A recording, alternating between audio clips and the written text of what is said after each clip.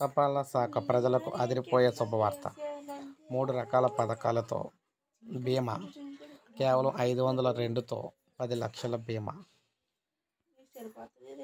755 చెల్లిస్తే Nipah, బుపా health ఇన్సూరెన్స్తో కలిసి తపాలా శాఖ అందిస్తున్న బీమాలో ఏడాదికి 755 చెల్లించి చేరవచ్చు. ప్రమాదంలో మృతి చెందితే నామినీకి 15 లక్షలు అందుతాయి.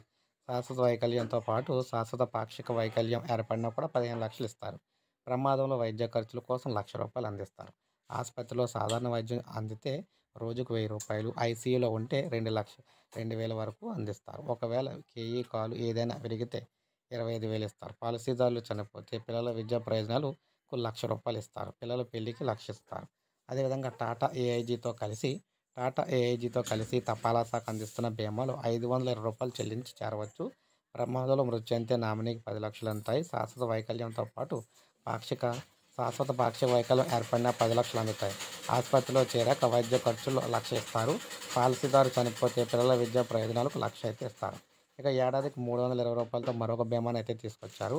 తపాలా శాఖ, టాటా ఏఐజీ కలిసి అందిస్తున్న బీమాలో 320 చెల్లించి చేరవచ్చు. పాలసీదారుడు ప్రమాదంలో మృతి చెందితే నామినీకి 5 లక్షలు అందుతాయి.